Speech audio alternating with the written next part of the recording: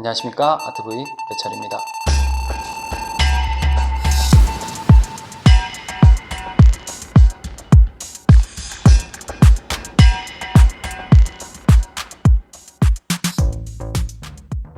안녕하십니까, 아트브이 배철입니다. 세상에는 참 많은 언어와 문자들이 있습니다. 그 중에서도 많은 문자와 언어 중에서도 한중일이 가지고 있는 특수한 예술이 있죠. 바로 서예입니다. 많은 문화권 중에서도 서예는 왜 한중일에만 있는 것일까? 서예가 가지고 있는, 우리가 알고 있는 이 서예가 가지고 있는 그 독창성과 아름다움이 한중일에만 국한돼 가지고 딱 서예라는 장르가 하나의 장르죠. 네, 그래서 서예라는 것이 있는데, 그리고 또 한 가지가 글자가, 문자가 어떻게 예술의 경지까지 이룰 수 있었을지에 대해서 오늘은 이야기를 해보도록 하겠습니다. 중국에서 굉장히 오래전 고대 때부터 이 문자가 발달해 왔습니다. 그 발달해 오는 과정에 앞에 거는 다 때려치우고 4세기경 서성이라고 하는 서예의 성인, 서예의 군자, 최고라고 할 수 있는 서성이라는 칭호를 받은 왕희지라는 인물에 의해서 서예라는 것이 굉장히 유행을 하게 되고 성행을 하게 됩니다. 서예의 기본적인 5가지 서체가 있어요.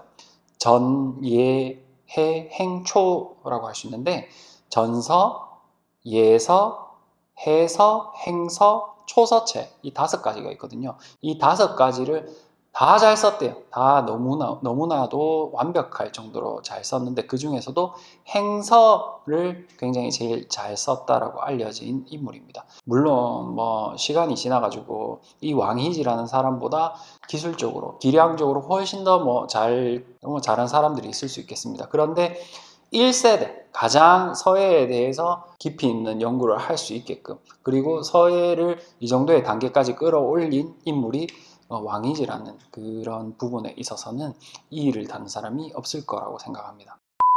방금 제가 5가지 서체가 있다라고 말씀을 드렸는데 전서, 예서, 해서, 행서, 초서라고 말씀을 드렸지 않습니까?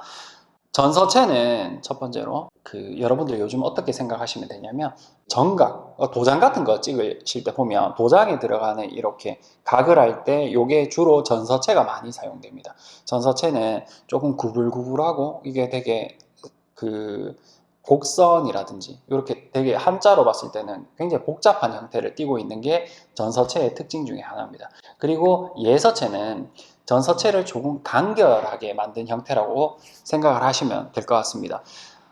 가장 정자체, 우리가 봤을 때 가장 기본이 되는 서체가 해서체입니다. 이게 정자체라고 할 수 있는데 해서체가 가장 기본이 되고 여러분들이 가장 많이 보셨죠. 우리가 생각할 때 궁서체 정도로 생각하시면 이해하기 쉬우실 것 같아요.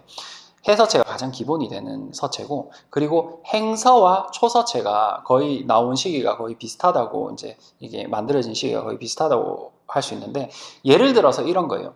전쟁 중이야. 우리가 전쟁 중인데 급한 전가를 보내야 돼. 급한 내용을 빨리 전달해야 되는데 막 반듯하게 앉아가지고 글씨를 막 이렇게 또박또박 해서체로, 정자체로 이렇게 쓰다가 전쟁 나간 사람들 다 죽겠죠. 그래서 빨리빨리 써야 되는데 이게 좀 갈겨서 쓰는, 빨리빨리 쓰는 서체가 행서체, 초서체라고 생각하시면 됩니다. 행서가 조금 날려 쓴 서체라면 초서체는 훨씬 더 많이 날려 쓴 서체입니다. 그래서 거의 형태를 알아볼 수 없는 지경에까지 이르는 초서체도 있어요. 이게 사실 서예의 본질을 여기서 우리가 알 수 있는 것 중에 하나가 뭐냐면, 서예는 문자의 전달이라는 개념보다는 사실은 처음에는 물론 글씨라는 것 자체가 문자의 전달로 시작이 됐겠지만 예술의 경지에 왔을 때는 이것은 문자의 전달이라기보다는 오히려 조형, 이게 그림에 더 가깝다라고 생각을 하셔야 됩니다. 이 칸 안에, 이게 네모 칸 안에 우리가 글을 쓰면은 어떤 글을 쓰잖아요. 예를 들어서 아트부이 이렇게 하면은 이 글자 안에서도 이렇게 4칸 아트부이, 요 한 칸 한 칸이 하나의 그림이라고 생각을 하시면 됩니다. 이거를 서예를 읽을 때 그렇게 읽으시는 거예요. 이거 전체로 봤을 때도 그렇고 하나하나로 봤을 때도 그렇고, 여기에서 차지한 이 공간, 이 빈 공간, 까만색이 글자로 쓰여진 부분 말고 이 비어져 있는 이 공간이 우리의 글자들은, 한자와 우리의 글자들은 그 공간이 다 달라요. 크고 작고가 다 달라요. 근데 알파벳은 그렇지 못합니다. 뭐 A라면, 뭐 예를 들어서 대문자 A라고 치면 A라면 위의 공간과 밑의 공간 두 공간밖에 나오지 않죠. 물론 크고 작고 이렇게 되지만 이것을 나열했을 때 그 공간이 재미나게 이렇게 다양한 형태로 크기가 제각각으로 크고 작고 중간 뭐 이래 다양하게 나오지가 않아요. 거의 비슷비슷하게 나오기 때문에 서예로서 적합한 글자는 아니라는 거. 그리고 또 한 가지가 뭐냐면 방향성이, 우리 글자들은 방향성이 매우 다 달라요. 예를 들어서 산이라고 했을 때 시옷이 이렇게 생겼고 이렇게 생겨요. 서로 지그재그로 이렇게 나가잖아요. 그리고 세로의 선이 있고 또 가로로 가는 선이 있고 선이 가지고 있는 방향성이 다 달라요. 근데 영어는 안 그렇죠. 영어는 한 방향으로 쭉 가요. 필기체 같은 경우 한 A, B, C, D 뭐 이렇게 쓰면 필기체로 쭉 한 방향으로 쓸 수 있잖아요. 거의 방향이 한정적입니다. 이 글자가 가리키는 방향이 한정적이거든요. 근데 동양 문자들은 그렇지가 않다는 거죠. 다양한 방향성을 가지고 있고 그 안에서도 변화가 굉장히 다양하고 다변한다고 하죠. 다양하기 때문에 그것을 풀어냈을 때 예술의 경지까지 이룰 수 있다는 것이 서예의 본질 중에 하나입니다. 제 설명으로 뭐 서예를 다 이해할 수 있는 것은 물론 아니겠죠. 근데 제가 이제 말씀드리고자 하는 내용은 뭐냐면 서예라는 것은 문자 전달이 아니라 그림이라고 생각을 하시면서 보시면 훨씬 더 이해하기가 쉬우실 겁니다. 한자 하나도 몰라도 됩니다. 근데 전체 화지에, 종이에 한자가 어떻게 쓰여져 있고 이 공간 구성이 어떻게 되어 있고 이게 강약 조절이 어떻게 되어 있는지 그런 거를 보는 게 서예의 묘미입니다. 그게 서예라고 할 수 있습니다. 우리나라의 이제 서예 역사를, 글씨의 역사들을 이렇게 한번 쭉 보면 조선 초기에 우리나라에서 유행을 했었던 글씨체가 있습니다. 그게 뭐냐면 송설체라는 게 있었어요. 송설이라는 것은 사람의 이름, 호예요, 호. 송설 조맹부라는 사람이 쓰는 글씨체가 굉장히 정갈하고 깨끗한 형태의 글씨체를 쓴 사람이에요.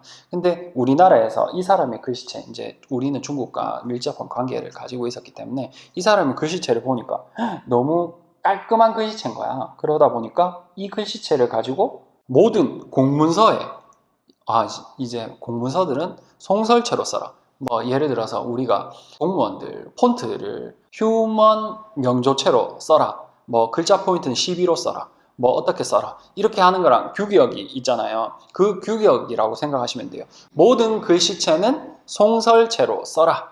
라고 하는 시기가 조선 초기예요. 그래서 모든 거의 대부분의 공문서에는 송설체로 글씨가 쓰여져 있습니다. 여러분들이 아시는, 흔히 많이 보시는, 와 진짜 잘 썼다, 뭔 내용인지는 모르겠지만 진짜 잘 썼다 라고 생각하는 글씨체가 바로 이 송설체입니다. 이 글씨를 가장 잘 썼다고 알려진 사람이 누구냐면 여러분들이 너무너무 잘 아는 세종대왕의 셋째 아들 안평대군이 이 글씨를 너무너무 잘 썼어요. 안평대군은 또 안평대군의 꿈 이야기를 그림으로 그린 목류도원도가 유명하죠. 이 사람은, 안평대군은 문화예술에 관심이 워낙 많아서 다양한 문화예술 활동을 했었습니다. 그 중에서도 서예 중에서도 송설체, 글씨를 굉장히 잘 썼던 것으로 유명한 게 안평대군입니다. 계속 그런 형태의 글씨체가 써지다가 어느 순간에 와서 획기적인 글씨체가 등장하게 됩니다. 그게 누구냐면 여러분들이 잘 아는 한석봉. 석봉이 호죠. 석봉 원래 이름이 한호라는 인물입니다. 한호에 의해 가지고 글씨체가 굉장히 많이 변혁이 되게 됩니다. 한호는 그 엄마가 이제 떡을 되게 잘 썰잖아요. 그래서 글씨체의 스타일이 강약이 훨씬 더 조금 그 전 세대에 비해서 그 강조하고 힘을 주었다가 뺄 때 그런 필치가 화면 안에서 그대로 느껴집니다. 강약 조절과 공간 구성이 그 전에 있었던 글씨체와는 굉장히 많이 다릅니다. 당시에는 파격일 수 있었겠죠.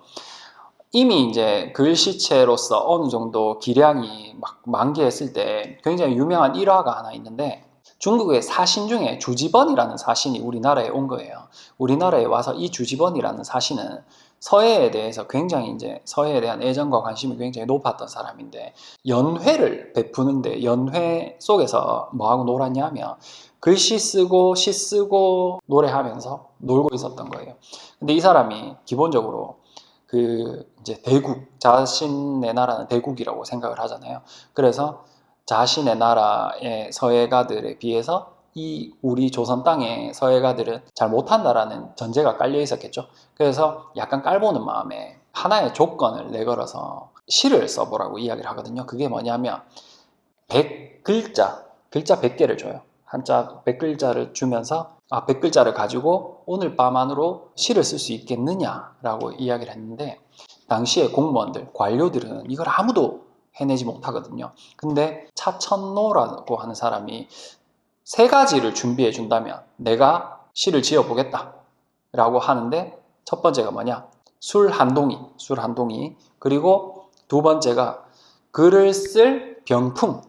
그리고 한 가지, 마지막으로 한 가지가 뭐냐면 한 호를 준비해달라, 한 호를 데리고 와달라 라고 이야기를 합니다. 그래서 그 이야기를 듣고 이제 한호가 자리했겠죠. 자리에서 이제 차천노가 술을 마시면서 시를 이제 읊기 시작합니다. 시를 읊으니까 한호가 그 시에 따라서 병풍에 이제 글을 쓰기 시작하는 거죠.